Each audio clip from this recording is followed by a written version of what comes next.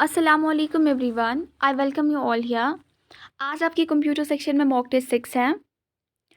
ये mock test VLW, FAA, finance और जितने भी JKPSI, जितने भी कंप्यूटर सेक्शन जिनका भी है एग्ज़ाम में JK SSB के लिए, उन सब के लिए बेनिफिशियल मॉक टेस्ट है। सो मॉक टेस्ट लेने से पहले अगर आप चैनल पर नए हैं तो उसे ज़रूर सब्सक्राइब करें, बाकियों के साथ शेयर करें ताकि सबको फ़ायदा मिले। बेल आइकन को हिट करें ताकि आपको सारी वीडियोस की नोटिफिकेशन मिले। और आपको हमारे मॉक टेस्ट अच्छे लगे इन्हें ज़रूर लाइक करें, हमें कमेंट्स में बोलें आपको हमारे मॉक टेस्ट कैसे लगते हैं। और आप हमारा टेलीग्राम चैनल ज्वाइन कर सकते हैं, नीचे लिंक डिस्क्रिप्शन में है, या आप डायरेक्टली अपना टेलीग्राम खोलें, वहाँ सर्च में आप JKI.com दें। ये पब्लिक चैनल है, ICOM आपको लिखना है। ये पब्लिक चैनल है, आपको वहाँ से भी दिख जाएगा, वहाँ से भी आप इसे डायरेक्टली ज्वाइन कर सकते हैं। तो रही मॉक टेस्ट की बात, एज़ यूजुअल इसमें 20 क्वेश्चन होंगे। 20 में से आपका जितना भी स्कोर रहेगा आप ऑनेस्टली हमें कमेंट्स में बोलेंगे, हम आपके कमेंट ज़रूर देखेंगे और आपको JKI.com की तरफ से एक लाइक भी मिलेगा।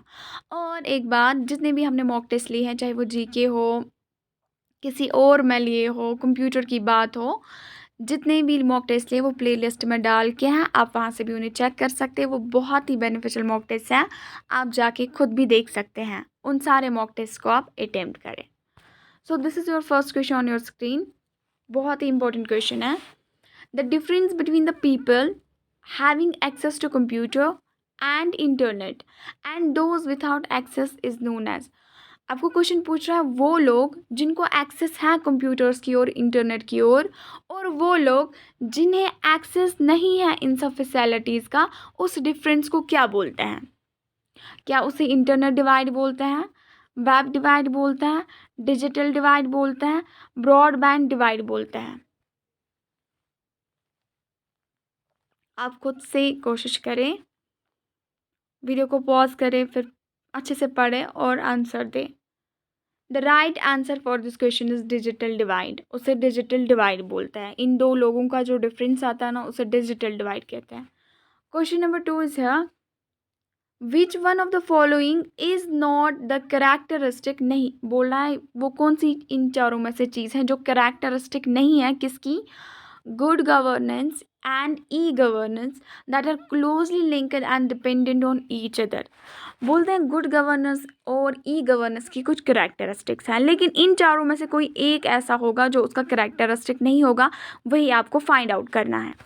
क्या अकाउंटेबल है वो, ट्रांसपेरेंट है, कॉन्शियसनेस है, कॉन्सेसनेस ओरिएंटेड है? इसका मतलब है आपको गुड गवर्नेंस या ई गवर्नेंस की करेक्टरिस्टिक्स को पता होनी चाहिए, तभी आप बोल सकते हो कि इन चारों में से कौन नहीं है। देखिए ये तो होता है उसमें, ये भी होता है, ये भी होता है। कॉन्शियसनेस ये उसका करेक्टर नहीं है, करेक्टरिस्टिक नहीं है, सो यही इसका राइट आंसर है। Option third is right. Question number 3 से है, इंपॉर्टेंट क्वेश्चन है। देखिए क्वेश्चन क्या है। In one to many relations, जो वन टू मैनी रिलेशन वाला होता है ना case, in the table, table में होता है one to many relation, one to one relation, many to one relation, तो हम वन टू मनी रिलेशन की बात कर रहे हैं। इन the table, in one side is called and on money side is called. इस वन साइड को क्या बोलते हैं, इस मैनी साइड को क्या बोलते हैं? यही आपको पूछा गया है, जो ये वाली रिलेशन होती है टेबल में। क्या इस वन साइड को पेरेंट बोलते हैं और इसको बोलते हैं चाइल्ड, या इसे बोलते हैं चाइल्ड, इसे बोलते हैं पेरेंट, या इसे बोलते हैं रो, इसे बोलते हैं कॉलम, या नन ऑफ द अबव? यही आपको पूछा गया है।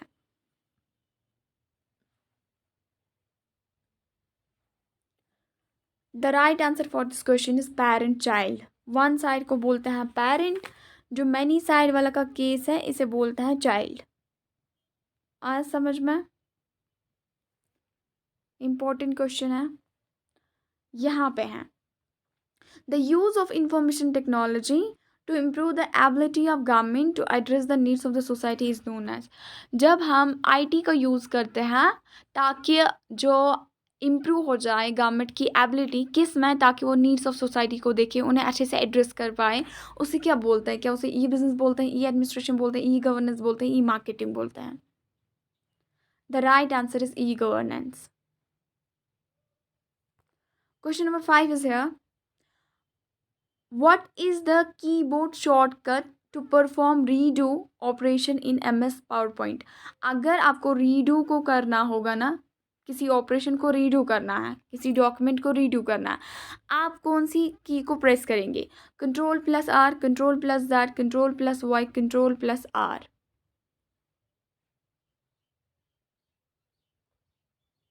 The right answer is Ctrl+Y। इसी से रीडू होता है।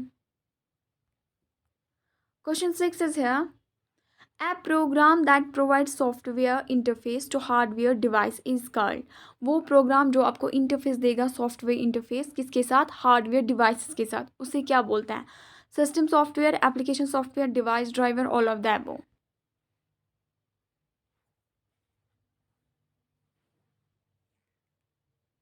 उसे बोलता है device driver. Device driver is the right answer. Question number 7 is here. Auxiliary memory is popularly known as. जो ऑक्सिलरी मेमोरी है ना, उसका पॉपुलर नेम कौन सा है? Primary storage, secondary storage, random access storage device, processing unit. The right answer is secondary storage. आसान भी है लेकिन इंपॉर्टेंट भी है। Question 8 is here. Which one of the following is not a output device? Is not an output device. इनमें से कौन है जो आउटपुट डिवाइस नहीं है? जॉयस्टिक है क्या? हेडफोन है? प्लॉटर है? प्रोजेक्टर है? देखिए, headphone is output device, plotter output device है, प्रोजेक्टर आउटपुट डिवाइस है। अब कौन बचा? जॉयस्टिक। जॉयस्टिक क्या है? ये इनपुट डिवाइस है। तो इसने पूछा जो आउटपुट नहीं है उसे ढूंढे, तो यही आउटपुट नहीं है। This is right answer. Question number 9 is here, important है। What does 1000 bytes represent? 1000 bytes represent क्या करता है? Kilobyte, megabyte, gigabyte, terabyte. ये ऑलमोस्ट सबको पता होनी चाहिए। The right answer is kilobyte. देखिए, अगर हम डेसिमल बेस पे जाएंगे ना, तो 1000 बाइट्स होता है बराबर 1 किलोबाइट। अगर हम बाइनरी बेस पे जाएंगे ना, तो 1024 बाइट्स होते हैं बराबर 1 किलोबाइट। आपको हर हाल में याद रखना है। 1000 बाइट्स आप आए तब भी आप आंसर करेंगे किलोबाइट, 1024 बाइट्स आपको आएगा तब भी आप आंसर करेंगे किलोबाइट, क्योंकि ये डेसिमल बेस और बाइनरी बेस का थोड़ा डिफरेंस आ जाता है। Question number 10 is here. What does a computer bus line consist of? Important question है। जो कंप्यूटर बस लाइन है वो क्या कंसिस्ट करती है? A set of parallel lines, accumulators, registers, none of the above।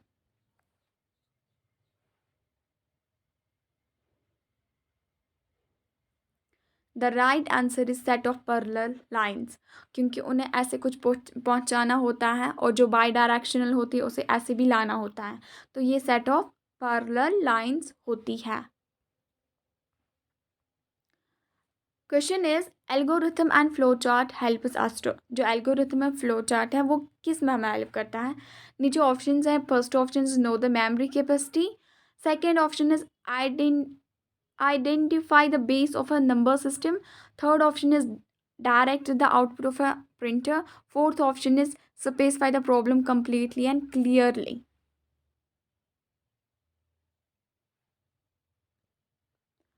The right answer is specify the problem completely and clearly, option 4 is right here। Question number 12 important है। When was Pascaline invented? Pascaline कब invented किया गया? 1617, 1620, 1642, 1837। The right answer is 1642 is right। The brain of a computer system is। Computer system का brain कौन है? The right answer is CPU। CPU उसका brain होता है। Question 14 is here. Two kinds of main memory are. देखें, अगर आपको पूछा गया होता two kinds of memory are तब कुछ और आंसर आता, लेकिन यहाँ पे टू काइंड्स ऑफ मेन यहाँ पे हिट पॉइंट है। आपको पूछा गया two kinds of main memory are, क्या वो प्राइमरी एंड सेकेंडरी है, रैंडम एंड सिक्वेंशियल है, रोम एंड रैम है, all of the above. Main पे आपको कंसंट्रेट करना है, तब आप ठीक जवाब दे सकते हैं। The right answer is ROM and RAM. ये मेन मेमोरी की टू काइंड्स होती हैं। Question is what is the responsibility of a logical unit in the CPU of a computer. बहुत ही इंपॉर्टेंट है, अक्सर बच्चों से ये गलत हो जाता है, बहुत इंपॉर्टेंट क्वेश्चन है। क्या लॉजिकल यूनिट का मेन काम क्या होता है, मेन रिस्पॉन्सिबिलिटी क्या होती है? टू प्रोड्यूस रिजल्ट, क्या ये होता है? टू कंपेयर नंबर्स, ये होता है? To control flow of information, ये होता है? टू डू मैथ्स वर्क, ये होता है? खाली लॉजिकल यूनिट की आपको पूछा गया, अर्थमेटिक यूनिट की नहीं। इसमें अर्थमेटिक एंड लॉजिकल यूनिट होता है, but question is here logical unit की रिस्पॉन्सिबिलिटी क्या होती है? The right answer is to compare numbers. To compare numbers is the right answer. Question 16 is here, abacus was the first. Abacus पहला क्या था? Electronic computer, mechanical computer, electronic computer, mechanical calculator. The right answer is mechanical calculator. यहाँ पे भी mechanical है, यहाँ पे भी मैकेनिकल है, लेकिन ये कंप्यूटर है, कंप्यूटर नहीं था, वो कैलकुलेटर है, वो कैलकुलेटर है, कैलकुलेटर है वो। ऑप्शन 4 इज राइट है। Question number 17 is here, what access method do we use to obtain any record out of a cassette tape? हम कौन सा एक्सेस मेथड यूज़ करेंगे एक कैसेट टैप से रिकॉर्ड लेने के लिए? क्या वो रैंडम एक्सेस रहेगा, डायरेक्ट एक्सेस रहेगा, सीक्वेंशियल एक्सेस ही तो पूछा ना, सीक्वेंशियल एक्सेस रहेगा, रैंडम रहेगा, डायरेक्ट रहेगा, क्या all of the above? Short में अगर आपको पता है टैब का एक्सेस क्या रहता है, वही इसका भी आंसर है। The right answer is sequential. Tab का सीक्वेंशियली एक्सेस होता है, पहले एक होगा, फिर दूसरा आएगा, फिर तीसरा आएगा। हम जंप नहीं कर सकते, जैसे पहला वाला कोई उसमें जो भी होगा रिकॉर्ड, पहला वाला रिकॉर्ड हमने देख लिया या सुन लिया, उसके बाद हम 10th पे जाएंगे, नहीं जंप नहीं करेगा ये एक एक करके सेकंड पर जाएगा, फिर थर्ड पे, फिर फोर्थ, फिर फिफ्थ, 6, 7, 8, 9, 10। तो sequential is the right answer. Question number 18 is here, one packet on any data link is called. जो वन, आपको पता है जो डेटा होता है ये पैकेट्स में रहता है, तो one packet on any data link is called, उसे क्या बोलते हैं? क्या उसे ग्रुप बोलते हैं, ब्लॉक बोलते हैं, फ्रेम बोलते हैं, पाथ बोलते हैं? Right answer is frame. Frame is right answer है, इंपॉर्टेंट क्वेश्चन है। This is also important question. what is the common boundary present between two system known as? what is the common boundary present between two systems? उसमें जो common boundary है उसे क्या बोलते हैं? Interface, interface, surface, interdiction, none of the above. The right answer is interface, उसे interface ही बोलते हैं। Question 20 is here and this is the last question. Out of the following, which one is still useful if we want to add numbers? इन चारों में से कौन सा वो still useful है जो हमें add numbers में काम आता है? UNIVAC, abacus, ENAC, EDSAC। add numbers पहले hit point है, तो abacus is the right answer, ये still useful है adding, addition लगाने के लिए। abacus is the right answer. So this is today's mock test. आपका जितना भी स्कोर रहा आप हमें कमेंट्स में ज़रूर बोलेंगे, आपको जेके आईकॉम की तरफ से एक लाइक भी मिलेगा। बाकी आप ये अपने ये मॉक टेस्ट आप अपने फ्रेंड्स के साथ शेयर करें। जितने भी हमने पिछले मॉक टेस्ट लिए हैं बच्चों का बहुत अच्छा रिस्पॉन्स है, क्योंकि हम आपके लिए बहुत अच्छे मॉक टेस्ट लाते हैं। आप उन सब मॉक टेस्ट को भी अटेम्प्ट करें, आपको एक आइडिया मिलेगा क्वेश्चंस को कैसे अटेम्प्ट करना होता है। सो this is enough for today, have a nice day.